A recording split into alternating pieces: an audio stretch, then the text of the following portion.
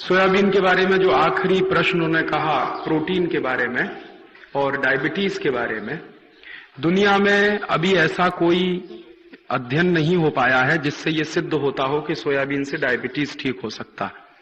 Soybean से diabetes ठीक होने की बात कुछ वैज्ञानिक कहते हैं, लेकिन अभी कुछ सिद्ध नहीं हुआ है और इसलिए दवा के स्वरूप में और मेडिसिन के रूप में अभी तक दुनिया में कहीं कोई उपलब्ध नहीं है।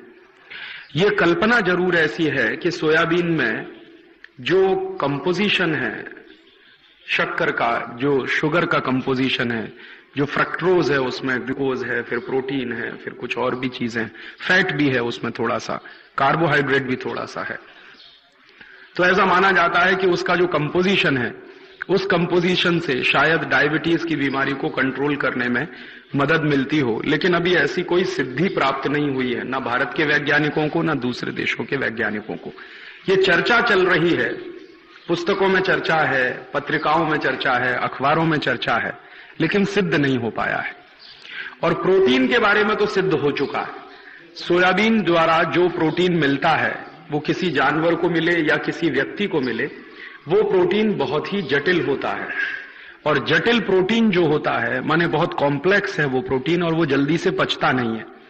माने हम दाल खाते हैं, दाल में से प्रोटीन हमको मिलता है, वो प्रोटीन जितनी आसानी के साथ शरीर में काम में आ जाता है उतनी आसानी से सोयाबीन का निकला हुआ प्रोटीन शरीर में काम नहीं आता।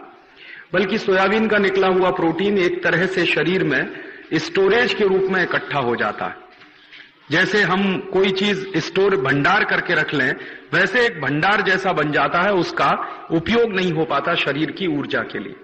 इसलिए वैज्ञानिकों का ऐसा मानना है कि सोयाबीन का जो प्रोटीन है बहुत संश्लेषित है, बहुत जटिल है, बहुत मुश्किल है। इसलिए दुनिया भर में सोयाबीन खाने की बात कहीं नहीं कही जाती। अमेरिका में लोग कभी भी सोयाबीन नहीं खाते, यूरोप में कभी भी लोग सोयाबीन नहीं खाते। मैंने आपको कल उदाहरण दिया था कि यूरोप में सोयाबीन खाया जाता है, सिर्फ जानवरों को खिलाया जाता है, और खासकर जानवरों में भी गाय को कभी नहीं खिलाया जाता, क्योंकि गाय को तकलीफ होती है सोयाबीन खा के। यूरोप में सोयाबीन सिर्फ खिलाया जाता है डूकरों को, सुअरों को। और वहां भी क्या होता है, मैंने आपको बताया कि चूंकि जटिल है इसलिए आसानी से पचता नहीं, तो डूकर सोयाबीन की खली खाता है तो स्टोरेज के रूप में इकट्ठा हो जाता है, और डूकर थोड़ा जाड़ा हो जाता, मोटा हो जाता। और वो इसलिए डूकर को खिलाते हैं क्योंकि डूकर का मांस उन्हें खाना। तो सोयाबीन खाया हुआ डूकर थोड़ा जाड़ा हो जाता है, मोटा ज्यादा हो जाता है, इसलिए मांस ज्यादा मिलता है, इसलिए डूकरों को सोयाबीन खिलाने की परंपरा है। और वो भी सब देशों में नहीं है, सिर्फ हॉलैंड में है। मैं हॉलैंड जा चुका हूं और मैंने वहां पर देखा है कि उससे जो है दूसरे तरह की प्रॉब्लम भी हो रही है। जैसे वहां पर एक बड़ी प्रॉब्लम अभी शुरू हो गई है कि डूकर का मांस जो खाया किसी ने और वो सोयाबीन खाया हुआ डूकर है, तो उन लोगों को पेट की बीमारियां बहुत होती है। जो सोयाबीन खाता है डूकर, डूकर का मांस जो लोग खाते हैं, तो लोगों को पेट की बीमारियां बहुत होती हैं जो डूकर का मांस खाते हैं सोयाबीन वाला। इसलिए पूरे हॉलैंड में सोयाबीन का बहिष्कार कर दिया है। वहां कोई किसान सोयाबीन नहीं करता, यूरोप में भी कोई किसान सोयाबीन नहीं करता। भारत में हॉलैंड की एक कंपनी आई थी, उस कंपनी का नाम है सीजवॉन वीवी। तो सीजवॉन वीवी कंपनी आई थी सोयाबीन का बीज लेकर सबसे पहले, और मध्य प्रदेश में उस समय जब सरकार चलती थी, आज से ये करीब 15-20 साल पहले की बात है, तो मध्य प्रदेश सरकार को वो बीज मुफ्त में दिया गया था और कहा गया था कि आप अपने किसानों को अगर ये बीज बांटें तो हम आपके पैदा किए हुए सोयाबीन को पूरा खरीद लेंगे और आपको विदेशी मुद्रा मिलेगी। तो इस लालच में मध्य प्रदेश सरकार ने सोयाबीन का बीज बांटना शुरू किया ब्लॉक डेवलपमेंट ऑफिसर्स के माध्यम से। पहले मध्य प्रदेश में फैला सोयाबीन, अभी फैलते फैलते महाराष्ट्र में आ गया, थोड़ा गुजरात में भी चला गया, उत्तर प्रदेश में भी चला गया है। लेकिन अब करते करते खेती इस नतीजे पर पहुंचे हैं कि कुछ उसमें से फल नहीं निकलता। एक बात जो आपने कही कि सोयाबीन की खेती के बाद कपास की फसल बहुत अच्छी होती है, तो ये बात तो किसी दूसरी फसल पे भी सच है। आप कोई भी दलहन की खेती करें, कोई भी दाल करें, तुअर की करें, उड़द की करें, मूंग की करें, उसके बाद कपास लगाएंगे, हमेशा अच्छा होगा। कपास की फसल का अच्छे होने का एक छोटा सा सिद्धांत है कि जिस खेत में प्रोटीन ज्यादा देने वाली कोई भी अनाज पैदा की गई हो, अनाज की फसल ली गई हो, उसमें उसके बाद कपास लगाएंगे, हमेशा अच्छा होगा। और इसी तरह से एक और दूसरी छोटी सी बात है कि तुअर की दाल लगा दीजिए किसी खेत में, उसके बाद गेहूं लगाइए, गेहूं हमेशा उसमें अच्छा होगा। तो जो भी दाल है, दाल की फसल लेने के बाद अगर आप गेहूं लेंगे उसमें तो बहुत अच्छा होगा। और ऐसे ही कपास की फसल अच्छी लेनी है तो पहले उस खेत में अगर दाल लगा देंगे आप, तो दाल के बाद कपास लगाएंगे तो हमेशा, कोई भी दाल लगाइए, मूंग की लगा दीजिए, उड़द की लगा दीजिए, तुअर की लगा दीजिए, किसी भी किस्म की दाल लगा दीजिए जिसमें प्रोटीन की मात्रा ज्यादा होती हो, तो हमेशा कपास की फसल अच्छी होगी। सिर्फ सोयाबीन से कपास की फसल अच्छी होती है, इससे भी ज्यादा सच ये है कि किसी भी तरह की दाल की फसल आप लगाएं तो उसके बाद कपास की फसल निश्चित रूप से बहुत अच्छी होती है।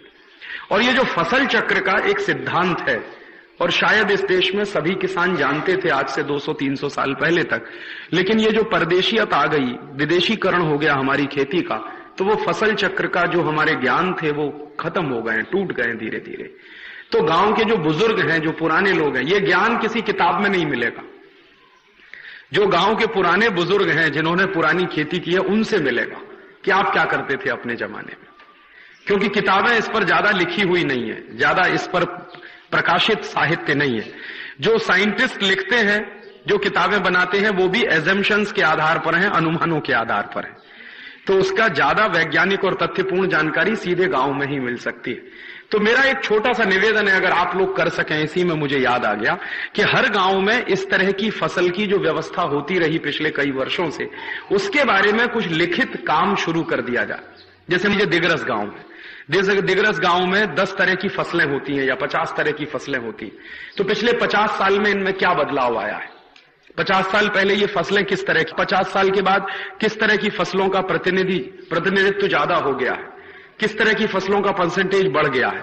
अगर ये छोटा छोटा एक सर्वेक्षण का काम हर गांव में शुरू कर दिया जाए, तो ये जो झगड़ा है कि सोयाबीन के बाद क्या करें, या गेहूं के बाद क्या करें, या कपास के बाद क्या करें, या ऊस के बाद क्या लगाएं खेत में, धान लेने के बाद क्या लगाएं, ये झगड़े उसमें से सुलझ जाएंगे और वो ज्ञान जो हमारे पास था वो वापस हमारे पास लौट आएगा।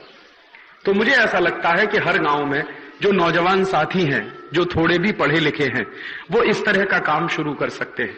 और इस तरह का काम शुरू करने में गांव के जो बुजुर्ग लोग हैं, जो वडील हैं, उनकी बड़ी भारी मदद हो सकती है, जिन्होंने पिछले कई सालों से खेती की है, जिनको इस बात का अंदाजा है। तो मुझे लगता है कि इस तरह का प्रयास शुरू होना चाहिए। और कई बार किताबों में, खासकर पत्रिकाओं में, बहुत बार ऐसी माहिती आती है जो विदेशों से इंपोर्टेड होती है।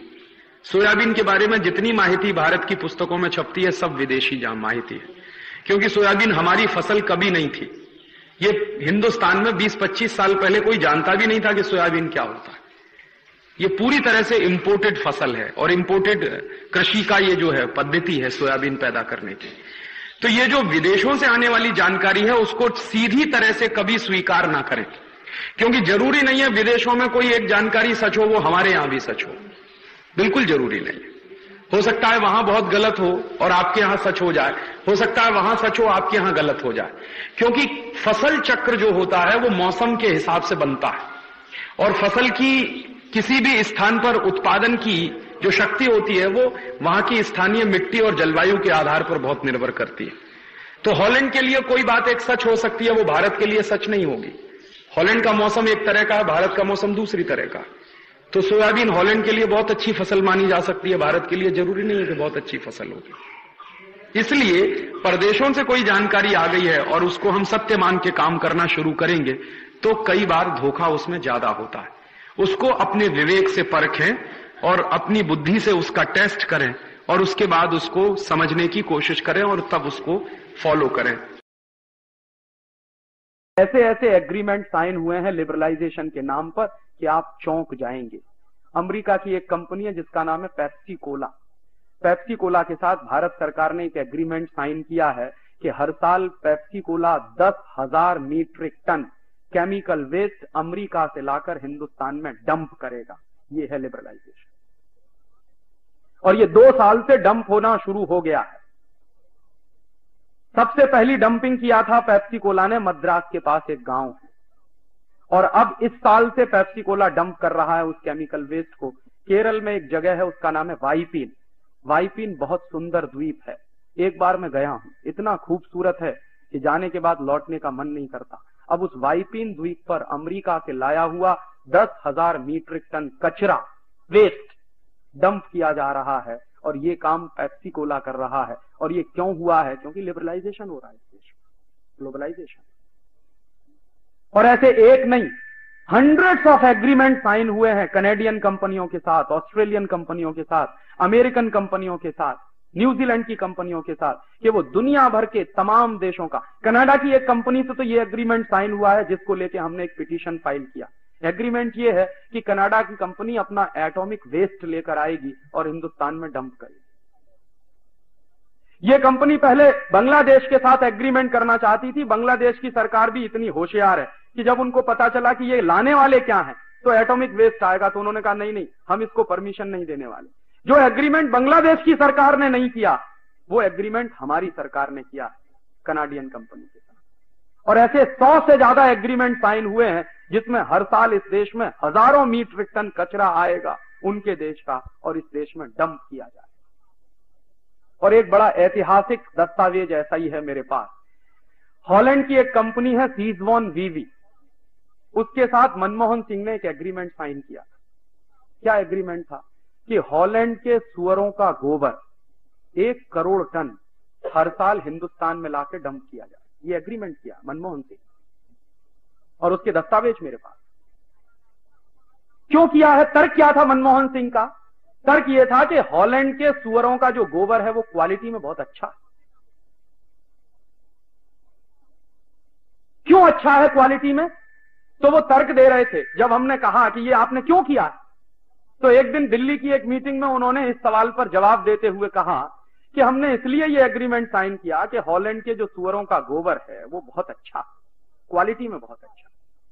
और दूसरा क्यों अच्छा है? क्योंकि वहां के सुअर सोयाबीन खाते हैं। तो मैंने सवाल पूछा उनसे उस मीटिंग में कि ये सोयाबीन जाता कहां से? कि हमारे देश से जाता है। कहां से जाता है? मध्य प्रदेश से जाता है। आपको मालूम है इस देश में मध्य प्रदेश को पूरा सोयाबीन का बेल्ट बना दिया इसी ग्लोबलाइजेशन के चक्कर। तो क्या हो रहा है? सोयाबीन के लिए हजारों हेक्टेयर खेती बर्बाद कर दी गई है। सारे दुनिया के एग्रीकल्चरल साइंटिस्ट कहते हैं कि 10 साल सोयाबीन की खेती के बाद 11वें साल आप उस खेत में कुछ नहीं कर सकते, वो बंजर हो जाता है। इसलिए यूरोप के देश सोयाबीन पैदा नहीं करते। तो यूरोप के देश सोयाबीन पैदा नहीं करते, लेकिन हॉलैंड एक ऐसा देश है जो सुअरों को पालता है। मैंने हॉलैंड में देखा बड़े बड़े रेंच होते हैं पिग्स के। हमारे यहां रेंच होते हैं गाय के, उनके यहां रेंच होते हैं पिग्स के। क्यों बनाते हैं रेंच? क्योंकि सुअर का मांस खाना, और सुअर के मांस को स्वादिष्ट बनाने के लिए उसको सोयाबीन खिलाना। लेकिन हॉलैंड की सरकार वो सोयाबीन अपने खेतों में पैदा नहीं होने देती। उसके लिए भारत सरकार से उन्होंने समझौता करके हमारे यहां सोयाबीन पैदा करवाना शुरू किया। तो यहां से सोयाबीन की खली जाती है, उनके सुअर खाते हैं, और उसके बाद जो टट्टी करते हैं वो हमारे देश में आएगी। ये एग्रीमेंट किया। और ये एग्रीमेंट एक ऐसे व्यक्ति का है जिसको हिंदुस्तान में बेस्ट फाइनेंस मिनिस्टर का अवार्ड मिला। पता नहीं उनके दिमाग में भी वही गोबर भरा हुआ है। और जब हम कोर्ट में गए ये सब बातें लेकर, और मनमोहन सिंह को लगा कि अब फंसने वाले हैं, और जवाब नहीं देते बन रहा था उनको, कोर्ट ने नोटिस इशू कर दिए थे। इसको हमने पब्लिक इंटरेस्ट पिटीशन बनाया था। तो मनमोहन सिंह ने फिर बाद में प्रेशर में आके वो एग्रीमेंट कैंसिल किया। ऐसे एग्रीमेंट साइन होते हैं लिबरलाइजेशन और ग्लोबलाइजेशन। कोई एक मॉनिटरिंग कमेटी नहीं है इस देश में जो ये छांटती हो कि क्या एग्रीमेंट साइन हुआ है और उसके क्या परिणाम होने जा रहे हैं।